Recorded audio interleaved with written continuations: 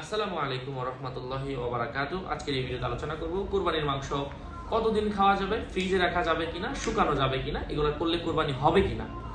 এক্ষেত্রে বলবো কুরবানির মাংস আপনি চাইলে এই কুরবানির দিলে পরবর্তী বছর, তার পরবর্তী বছর আরো 10 বছরও খেতে পারেন, অসুবিধা নাই। কুরবানির মাংস ফ্রিজে রেখে কোনো অসুবিধা নাই, কুরবানি হবে।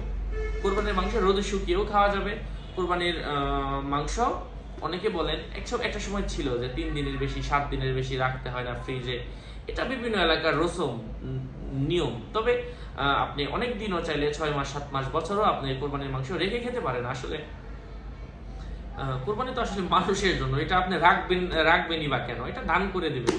আর খেলে সর্বোচ্চ 1 মাস আপনি কিছু শখের কোরবানি, লাখ টাকা দিয়ে কোরবানি দিলেন, কিছু মাংস রেখে দিলেন, এটা 1-2 মাস 3 মাস আপনারা খেলেন, কিছু কিছু খেলেন। সবসময় তো আর কোরবানির মাংস খাওয়া যায় না, বেশি খাইতেও বিরক্ত লাগে। এই জন্য কোরবানি মানুষের জন্য এটা দান করে দিবেন আমার